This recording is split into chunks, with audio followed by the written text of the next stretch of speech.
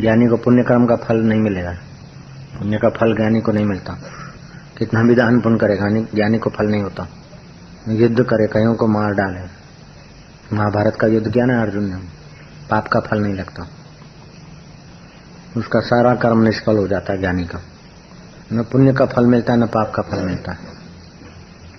ज्ञानी करता नहीं ना, चिन्मय तत्व चैतन्य को जान लिया, इसलिए उसको कर्तृत्व भाव नहीं रहता, इसलिए उसको कर्म का फल नहीं मिलता। पुण्य का फल नहीं मिलता तो पुण्य क्यों करता है? पाप का फल नहीं मिलता तो पाप क्यों नहीं करता? मजे से पाप करे। पुण्य करने में तो खर्चा होता है, पाप करने में क्या? नहीं, ज्ञानी को पुण्य का फल नहीं मिलता, लेकिन वो ज्ञानी होने के पहले पुण्य करते करते वो ज्ञानी हुआ है, इसलिए पुण्य कर्म करने की उसकी आदत है। पाप कर्म छोड़ा, पुण्य कर्म में प्रीति हुई और पुण्य ईश्वर अर्पण किया, तभी तो उसको ज्ञान में प्रवेश मिला, ज्ञानी हुआ, गुरु की कृपा हुई, ज्ञानी हुआ। जैसे पहलवान होता है ना, बूढ़ा हो जाए फिर चाहे कुश्ती न भी करे, फिर भी कहीं कुश्ती होती होगी तो देखने जरूर चला जाएगा। खाता कौन है वो ज्ञानी सब जानता। कोई जबरन भूखा रखे तो परेशानी होगी, देखो ऐसा ड्यूटी है, अभी तक खाया नहीं, रोटी नहीं मिलती, ये क्या धंधा, ये क्या नौकरी, ये क्या सत्संग, ये क्या संतपना। और अपने खुशी से करते तो कोई प्रॉब्लम नहीं है। ऐसे अपने मन से कोई उपवास करता तो वांदा नहीं, और कोई खाना नहीं देवे तो ये कोई भाभी है, ये कोई माँ है, मेरे को खाना नहीं दी, भूखा रखा था। कब रखा था कि 2 साल पहले 2 साल पहले दिन भर मेरे को खाना नहीं दिया, शाम को इतनी पकौड़ी दी थी और अपने आप नहीं खाया था कुछ नहीं। संत जन संसार समुद्र से पार के। समुद्र में गूंगे बहुत होते हैं, सीपें तो बहुत होती है, कोई कोई सीप में मोती होता है। ऐसे ही संसार में मनुष्य तो बहुत हैं, कोई कोई मनुष्य में ब्रह्म ज्ञान का मोती होता है। यह बात है, करोड़ों करोड़ में एक होता है ब्रह्म ज्ञानी। ब्रह्म ज्ञानी का दर्शन वड भागी पावे, साधारण भागी तो दर्शन भी नहीं कर सकता। ब्रह्म ज्ञानी को बल बल जाई। जिसको ब्रह्म ज्ञानी महापुरुष का शरण मिल गई, संग मिल गया, उसकी यमराज खुद सेवा करते। ब्रह्म ज्ञानी की मत कौन बखाने, नानक ब्रह्म ज्ञानी की गत ब्रह्म ज्ञानी जाने। वो दिखता है तो मनुष्य के रूप में, लेकिन अनंत ब्रह्मांडों में उसकी व्यापकता होती है। उसको कर्म का फल नहीं मिलता, फिर भी सत्कर्म करता रहता है। उसको कुछ चाहिए नहीं, फिर भी देता रहता है। जितनी भी दया और सत्कर्म है, ये सब ज्ञानी के ही, परंपरागत ज्ञानी के ही चित्त से निकला है। ज्ञानी दयालुता की खान होता है, ज्ञान की खान, प्रेम की खान, आनंद की खान। जहाँ पीतल की खान होती है वहाँ फिर तांबे की नहीं होती, जहाँ तांबे की खान होती है वहाँ चांदी नहीं मिलती, जहाँ चांदी होता है वहाँ सोना नहीं मिलता। लेकिन ज्ञानी की खान तो ऐसी कि सब कुछ ज्ञानी की खान में से मिलता है। यह बात है। सच्चा सूरमा तो ज्ञानी है, जिसने अंदर के अज्ञान को, काम विकारों को, लोभ को, मोह को, अहंकार को बाधित कर दिया। कृष्ण गोपियों के साथ नाच रहे हैं लेकिन अंदर में ऊंची स्थिति है। राम राज्य कर रहे हैं लेकिन अंदर में ऊंची स्थिति है। और अज्ञानी तो भीख मांगते तब भी अंदर में नीची स्थिति, राज्य कर रहे तो भी नीची स्थिति। चंद्रा की चांदनी से मनुष्य का मन शीतल होता है, ऐसे ही संतों के वचन से अंतःकरण शीतल हो जाता है। अंतःकरण की शीतलता बड़ी तपस्या का फल है। यज्ञ, व्रत, उपवास, भूखामरी 1000 वर्ष की कर ले, लेकिन ज्ञानी के दर्शन और सानिध्य से जो हृदय की शीतलता होती है वो तप करने से नहीं आती। तप करना तो अच्छा है, लेकिन फिर भी शारीरिक तप तो चिड़चिड़ियापन आ जाता है। शास्त्र में लिखा है, मनुस्मृति में, कि क्रोध करने से पाप होता है। काम, क्रोध, लोभ, मोह, ये सब दोष हैं। लेकिन दंभ दोष जो है वो सबसे बड़ा भारी है। दंभ, ध्यान दंभ, जप दंभ, त्याग दंभ, वैराग्य दंभ, भक्ति दंभ, हमें નથી लेता। तप दंभ, दंभ से तो क्रोधी अच्छा, दंभ से तो लोभी अच्छा, दंभ से तो मोही अच्छा। तो दिखेगा ना लोभी है, मोही है, और दंभ वाला तो ज्यादा ठगेगा। दंभ का बड़ा भारी पाप माना गया। मेरे को कोई पूछे, बापू आप, मैं खादी पहनता था पहले से, बापू आप खादी पहनो छो ने? मैं कहा नहीं, हमको तो जैसा कोई श्रद्धा, जिसका तीव्र श्रद्धा वाली कोई वस्तु आती है तो हम ले लेते हैं। खादी हो, पॉपलिन हो, जो भी हो, सामने वाले का तीव्र संकल्प होता है तो चलो उसका स्वीकार कर लिया बस। हमारे को कोई नहीं, पण बापू हम आप खादी पहरो छो लाग्यो अમને પહેરતે। अरे के बापू तो पैसा नडता नहीं। मैं कहता कोने कीधुं? मूकी दो ना हाल उठाड़ीने गजवाम नाखो। पैसा नडवाथी मारो भगवान भागी जतो नहीं, एटला काचा भगवान पकड़्या ज नहीं। मैं ढोंग क्यों करना? पैसे को नहीं अड़ते, अड़ते लेते देते करते, दम क्यों करना? नहीं लेते तो नहीं लेते, जब मौज आए तो नहीं भी लेते। कोई गरीब गुरबा रखता तो मना कर देते, कोई चीचू मीचू करके रखता तो नहीं लेते।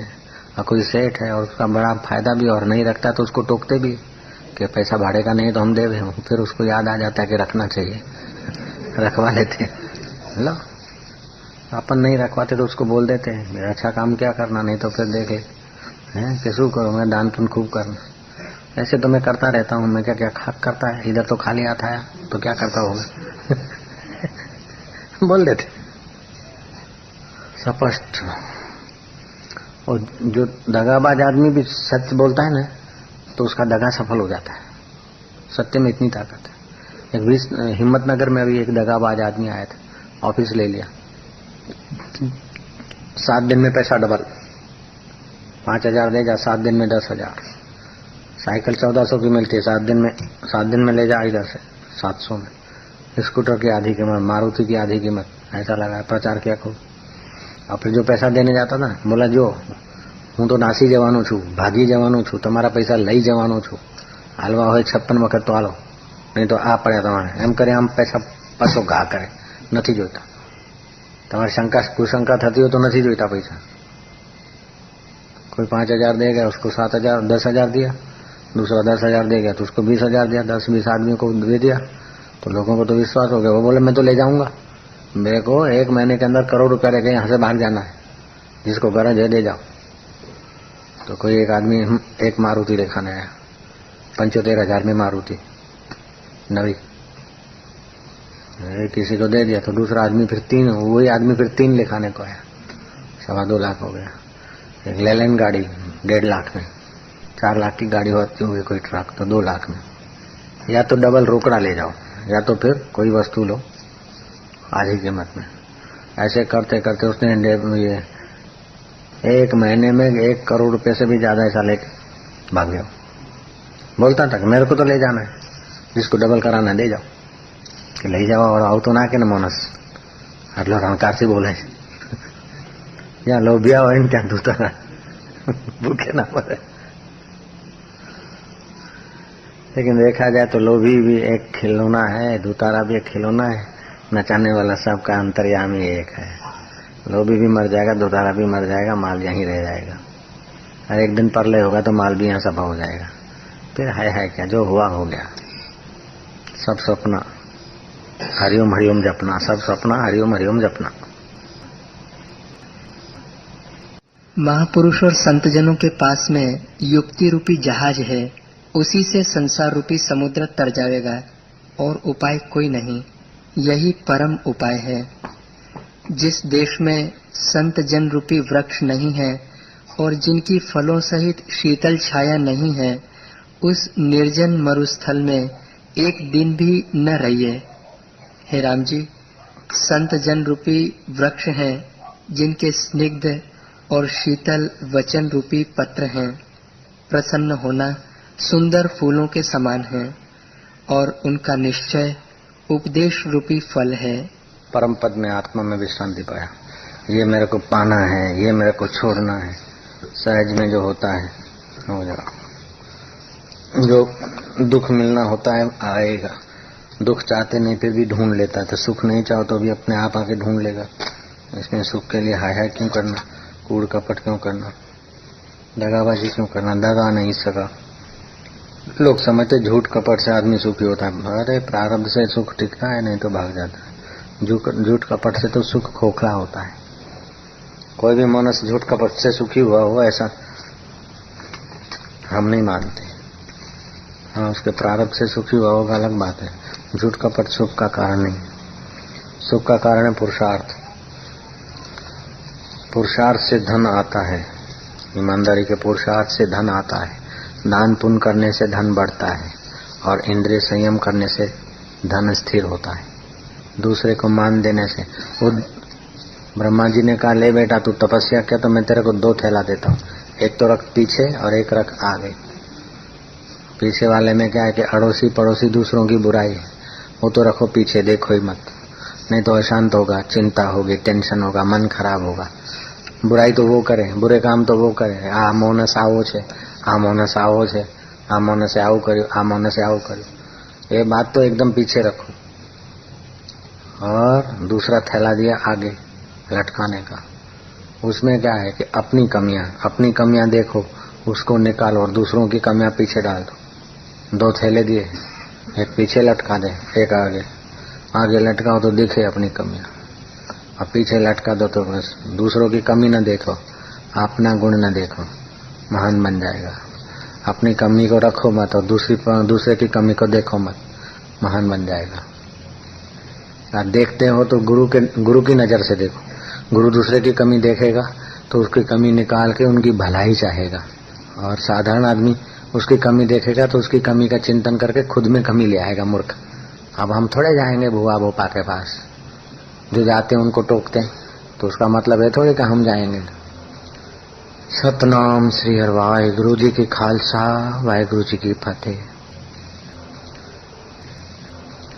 हे राम जी, हृदय कल्पतरु है, ऐसा वृक्ष जो राग द्वेष आदि सर्पों से रहित अपना है। हृदय कल्पतरु है, जैसा चिंतन करता है ऐसे ही बन जाएगा। शत्रु का चिंतन करेगा तो हृदय खराब होगा, मित्र का चिंतन करेगा तो आसक्त होगा, आत्मा का चिंतन करेगा तो परमात्मा रस जागेगा। हृदय कल्पतरु है, શું કરે આ માણસ આવો છે, દુનિયા બગડી ગઈ છે, પેલો લુચ્ચો છે, ફલાણો આ છે। अरे महालुच्चा हो, महाबदमाश हो, लेकिन तुम दृढ़ता से देखो कि ये तो बहुत अच्छा आदमी है, बहुत सज्जन है। तुम्हारे लिए तो उसका सज्जन गुण काम करेगा, लुचाई करेगा, दूसरों से करेगा। महाकर्ता, महाभोक्ता और महात्यागी ज्ञानी होता है। महाकर्ता कैसे कि सब शरीरों में जो चैतन्य सत्ता है वो है, इसलिए सब जो क्रिया है उन्हीं की सत्ता से, आत्मा की सत्ता से होती है। अपने को आत्मा मानते जानते, इसलिए महाकर्ता है। महाभोगी है, ज्ञानी जैसा भोगी दुनिया में कोई नहीं मिलेगा। भोगी क्या खाक भोगता है तो मरता है, बीमार होता है। ज्ञानी हजारों शरीर से भोगता है और स्वस्थ रहता है। योग वशिष्ठ में आती है बात। महात्यागी, किसी ने तो घर छोड़ा, किसी ने दुकान छोड़ा, किसी ने कुछ छोड़ा, किसी ने तो कपड़े छोड़े, लंगोटी पहनते हैं। ज्ञानी ने तो पूरा शरीर को मैं मानना छोड़ दिया, मन इंद्रियों को भी छोड़ दिया। ऐसा त्यागी, ज्ञानी जैसा त्यागी कोई नहीं मिलेगा। कोई निमक त्यागी, कोई अन्न त्यागी, कोई फल त्यागी, कोई घर त्यागी। ज्ञानी ने तो देह इंद्रियां मन को ही त्याग दिया, उससे परे बैठा अपने स्वरूप। ज्ञानी जैसा त्यागी नहीं मिलेगा। राज करता हुआ भी त्यागी है, ज्ञानी जैसा कोई त्यागी नहीं मिलेगा। ज्ञानी जैसा कोई भोगी नहीं मिलेगा, ज्ञानी जैसा कोई हितैषी नहीं मिलेगा, और ज्ञानी जैसा कोई दंड देने वाला सूरवीर नहीं मिलेगा। ज्ञानी का दंड ऐसा है कि तौबा हो जाए। अगर कोई ज्ञानी को सता और ज्ञानी के हृदय से उफ निकल जाए, पति गए, उसका खानदान नहीं चलेगा आगे। ऐसा दंड तो 302 वालों को भी नहीं मिलता। ऐसा होता है ज्ञानी का दंड। आकाश को भी ढांप के रहता है ज्ञानी। जैसे ये मंडप में फुग्गा है, तो मंडप की विशालता के आगे फुग्गा क्या है, ऐसे ही ज्ञानी की व्यापकता के आगे आकाश भी कुछ नहीं। सूरज के वजन के आगे पृथ्वी का वजन कुछ नहीं, और पृथ्वी के वजन के आगे तुम्हारे घर का और टैंकर और ट्रैक्टर का वजन तो कुछ भी नहीं। हे राम जी, ज्ञानवान टैंकर और ट्रैक्टर के वजन के आगे चिड़िया का वजन कुछ भी नहीं, और चिड़िया के वजन के आगे बैक्टीरिया का वजन कुछ भी नहीं। एक मक्खी बैठी थी भैंसे के सींग पे, थोड़ी देर में दूसरे सींग पे बैठी। मक्खी ने कहा कि भैया, मैं बहुत देर से तुम्हारे सींग पे बैठी हूँ, आपको कष्ट होता होगा इसलिए मैं तुम सींग बदल रहे हो, माफ करना, अभी थोड़ी देर में बैठ सकती हूँ। भैंसे ने कहा मेरे को तो पता भी नहीं कब से तू बैठी, और तेरे साथ सगे वालों को भी लिया। तो क्यारથી बैठी थी भाई, मन खबर નથી। ऐसे ज्ञानी के ब्रह्म के अंदर ये माया प्रकृति कब से बैठी कोई पता नहीं। चलो क्यों कह रहे हैं? आश्चर्य आश्चर्य श्रोता है वक्ता से कुशल हो। इस ब्रह्म ज्ञान को सुनने वाला श्रोता भी आश्चर्य मिलना, और वक्ता कुशलता की पराकाष्ठा पे है, वही इसका वर्णन कर सकते। आश्चर्य श्रोता कुशलो वक्ता गुरु मौन व्याख्यानम शिष्य से छिन्न संशय, ये ऐसा ब्रह्म ज्ञान है। बड़े बड़े सिद्ध भी ये वचन सुनने को हाजिर हो जाते हैं। आकाश से देवता सिद्ध लोग भी आ जाते हैं, बस इस तरह से बोलते हैं तत्व ज्ञान की बात। तो अभी खाली तुम 4 लोग नहीं, कई लोग बोलते हैं मोटेरा में सत्संग बहुत जमता है। जमता तो कोई खिचड़ी खाओं के लिए थोड़े होता है, ये तो खास लोगों के लिए बोला जाता है। हाँ जी। हे राम जी, ज्ञानवान उस उत्तम पद में विराजता है जिसकी अपेक्षा से चंद्रमा और सूर्य पाताल में भासते हैं। हठ यानी इतना ऊंचा उत्तम पद में रहता है कि जिसकी अपेक्षा चंदा और सूरज पाताल में भासते, यानी इतना ऊपर होता है। और शरीर को मानेगा तो नहीं, ज्ञान तत्व चैतन्य ज्ञानी इतना ऊंचा होता है कि उसकी अपेक्षा चंदा और सूरज भी पाताल में दिखता है। हे राम जी, सारा जगत उसके एक अंश से कल्पित है, इसकी उपमा तृण के समान भी नहीं होती। सारा जगत उसके ज्ञानी के एक अंश में बैठा है, उसकी उपमा जगत की उपमा तिनखे के बराबर भी नहीं। जैसे दुनिया भर को एक तरफ और तिनखा, तो क्या ऐसे ज्ञानी की व्यापकता और जगत तिनखे जैसा। जडे लदो मुँह आत्म हीरो जग थी वयो सवा कसीरो। लेकिन व्यवहार में ज्ञानी भी अज्ञानी जैसा ही खाएगा पिएगा, दुखी सुखी होगा, हंसेगा रोएगा। ज्ञानी को दोनों अनुभव है, अज्ञान दशा का व्यवहार का भी और ज्ञान दशा का भी। जैसे द्विभाषी है, गुजराती बोलता है, हिंदी भी जानता है फुल। हिंदी भाषी गुजराती बोलता है तो क्या उसकी हिंदी चली जाती क्या? और जब हिंदी बोलता है तो कहीं गुजराती भाग गई क्या? ऐसे ही अज्ञानी के जैसा खाएगा पिएगा तो उसका ज्ञान भाग गया क्या? और ज्ञान में रहेगा तो क्या उसका व्यवहार भाग जाएगा क्या? द्विभाषिया जैसा होता है ज्ञानी का अपना अनुभव। गांव के पास जो अमृत है वो तो क्षीर समुद्र को मंथन किया उसके बाद निकला है, खारी जगह से निकला है। लेकिन संत के हृदय से जो परमात्मा भक्ति परमात्मा रस की बातें निकलती तो प्रेम से निकलती। राम जी बोलते हैं, गुरुवर आपकी वाणी अमृत से भी ज्यादा ऊंची, हृदय को शीतलता देती है, और चित्त की शीतलता बड़ी तपस्याओं का फल है, बड़े पुण्यों का फल है हृदय की शीतलता। चंद्रमा गौण शीतल है, वो हृदय की तपन नहीं मिटाता है, लेकिन संत का संग, संत की वाणी हृदय की तपन मिटा देती। पूछा गया कि असली अमृत कहाँ रहता है? किसी पंडित ने कहा राजा भोज को असली अमृत स्वर्ग में है। तो स्वर्ग का अमृत पीने के बाद देवताओं के पुण्य नष्ट होते हैं तो फिर मरते क्यों? दूसरे पंडित ने कहा असली अमृत नागों की मणियों से निकलता है, नागों के पास। तो नाग खुद जहरी कैसे? किसी शिखर पंडित ने कहा कि ललनाओं के होठों में मुस्कान में अमृत है। तो फिर ललनाएं क्यों मरती और उनके ललना के लाडले क्यों मरते हैं? आखिर कवि कालिदास को प्रणाम करते हुए राजा भोज ने पूछा कि हे गुरुवर आप ही बताइए असली अमृत का स्वरूप क्या है? स्वर्ग का अमृत तो मंथन से निकला है, खारे सागर से निकला है, असली अमृत कहाँ है? तब कवि कालिदास ने कहा कंठे सुधा वसति वही भगवत जना नाम। जो भगवत जन है, भगवत स्वरूप का अनुभव किया है, ऐसे जो आत्मवेता संत हैं उनके कंठ में असली अमृत बरसता है। उनके कंठ से आने वाली वाणी हमारे पाप ताप को मिटाकर हमें प्रेम रस में डुबा देती। नानक ने कहा, नानक जी कहते ब्रह्म ज्ञानी की दृष्टि अमृत वर्षी। जिस देश में संत रूपी मल्लाह नहीं है और उनकी शीतल सत्संग रूपी छाया नहीं है, हृदय को शांति बख्शने वाला जहाँ उनका सत्संग और सेवा नहीं है, उस देश को उजाड़ समझ के छोड़ दीजिए।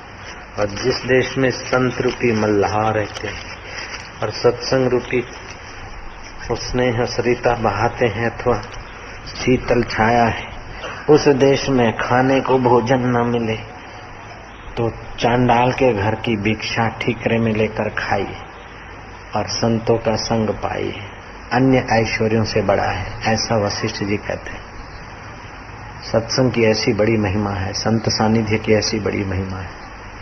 खाने को भोजन न मिले, रहने को घर न मिले, लेकिन सत्संग मिलता है तो भिक्षा करके भी भोजन कर लीजिए, एक टाइम ही सही।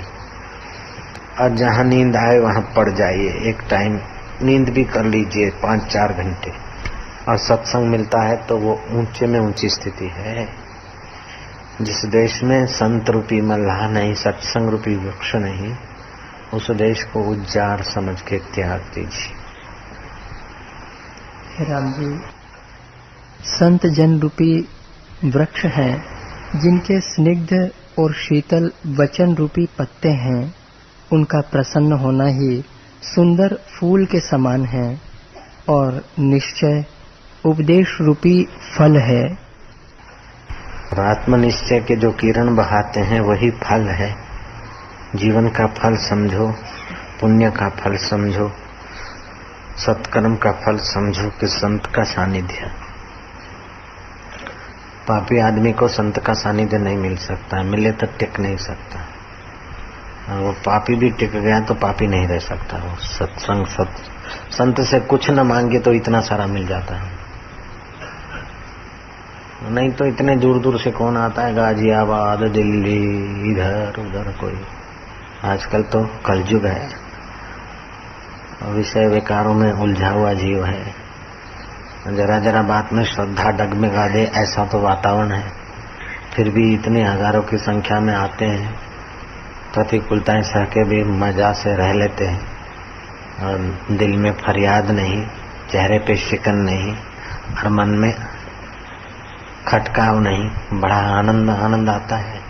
ये तो प्रत्यक्ष है, कुछ न मांगने पर भी इतना मिल जाता है कि मनमानी 12 साल की सेवा पूजा करो, उसका फल एक तरफ, और यहाँ 3 दिन में 12 घंटे मिलते, सुबह शाम मिला के 12, 14, 15 घंटे कहाँ का कहाँ पहुंचा देता है।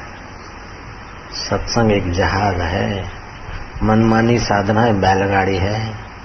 बैलगाड़ी में 12 साल बैठो और जहाज में 12 दिन ही बैठो तो थोड़े है।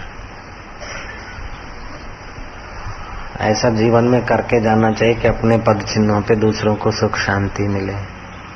किसी ने पेड़ बोया तो हमने फल खाया, छाया पाया, तो हम भी कुछ कर जाए कि दूसरा भी फल खाए, छाया पाए। जीवन का फल ये है, बड़े में बड़ा जो ईश्वर है उसकी प्रसन्नता के लिए सेवा करने में रुचि। जिन सेव्या तिन पाया मान। हे राम जी, जिस पुरुष से शांति प्राप्त होती है उसकी भली प्रकार से सेवा करनी चाहिए। महापुरुषों से शांति प्राप्त होती है, उनकी भली प्रकार सेवा करनी चाहिए, उनका बड़ा उपकार है कि संसार रूपी समुद्र से निकाल लेता है। संत जन और सतशास्त्र भी वही है जिनके विचार और संगति से संसार से चित्त उसकी ओर हो, और मोक्ष का उपाय भी वही है जिससे और सब कल्पना का त्याग कर अपने पुरुषार्थ को अंगीकार करे। हे राम जी, जिस वस्तु की जीव वांछा करता है और इसके निमित्त दृढ़ पुरुषार्थ करता है तो अवश्य उसको पाता है। बड़े तेज और विभूति से संपन्न जो भी तुमको दृष्टि आता है और सुना जाता है वह अपने पुरुषार्थ से ही हुआ है, और जो महानिकृष्ट सर्प, कीट आदि तुमको दृष्टि आते हैं उन्होंने अपने पुरुषार्थ का त्याग किया है, तभी ऐसे हुए हैं। जैसा आया कर लिया, जैसा आया भोग लिया, तो फिर मरने के बाद सर्प, मेढक आदि पशु आदि योनियों में भटकना पड़ता है। और जिनने पुरुषार्थ किया वे उच्च गति को प्राप्त हुए थे, उत्तम पुरुष हुए, देवता हुए, और देवता होने की भी इच्छा नहीं तो देवों का देव महादेव का स्वरूप बन जाता है, ज्ञान पाकर ब्रह्मज्ञानी हो जाता है। ब्रह्मा विष्णु महेश जिस अनुभव में है उसी अनुभव में वो टिक जाता है, वो साक्षात ब्रह्म स्वरूप हो जाता है।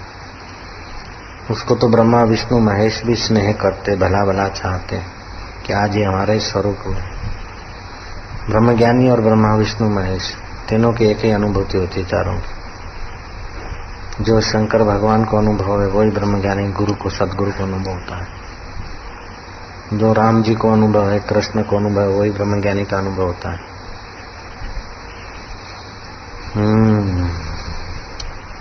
राम जी, आत्मानंद ऐसा पद है जिसके आनंद की ओर ब्रह्मा विष्णु रुद्र आदि सभी ज्ञानवानों की वृत्ति सदैव दौड़ती है।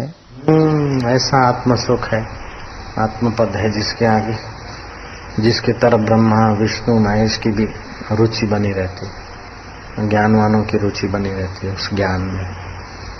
ऐसा वो आत्मपद है। उसके आगे स्वर्ग का राज भी कुछ नहीं, तो इस बेचारे छोटे से संसार की क्या वैल्यू। ये वो चीज है। अगर है शौक मिलने का तो कर किस्मत फकीरों की, ये जौहर नहीं मिलता अमीरों के खजाने में। ये वो जौहर है। हे राम जी, जिस पुरुष को शांत शीतल स्थान प्राप्त हुआ है वह फिर ज्येष्ठ आषाढ़ की धूप नहीं चाहता और मरुस्थल में नहीं दौड़ता।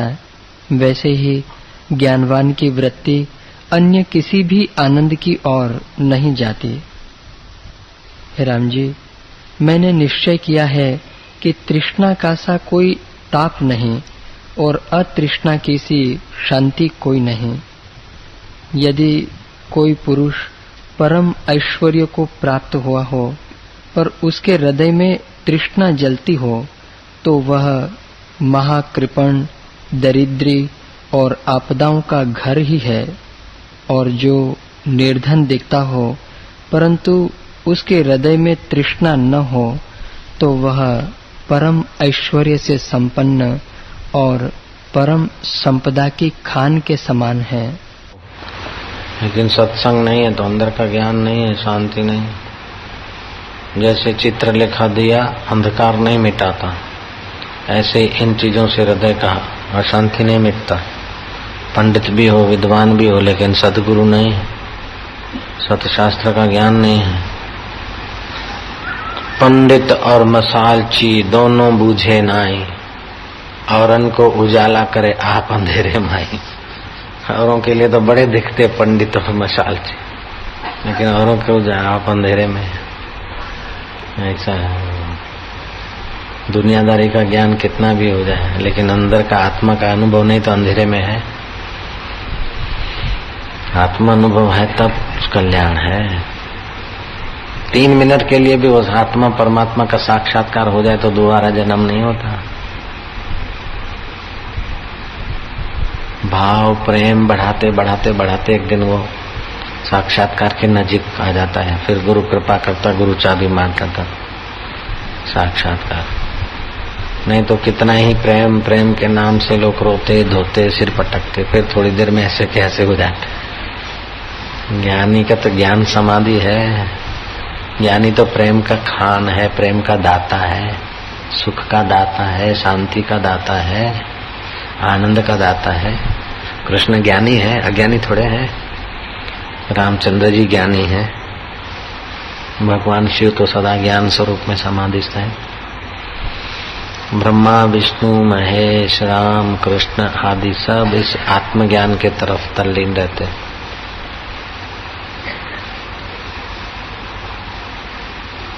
हे राम जी, जैसे चंद्रमा की किरणों के अमृत से चकोर तृप्त होता है, वैसे ही आत्मा रूपी चंद्रमा की समता और सुरता रूपी किरणों को पाकर ब्रह्मा आदि चकोर तृप्त होकर आनंदित होते हैं और जीते हैं।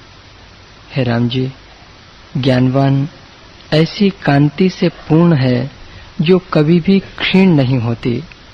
पूर्णमासी के चंद्रमा में भी उपाधि दिखती है, परंतु ज्ञानवान के मुख में वैसी भी उपाधि नहीं।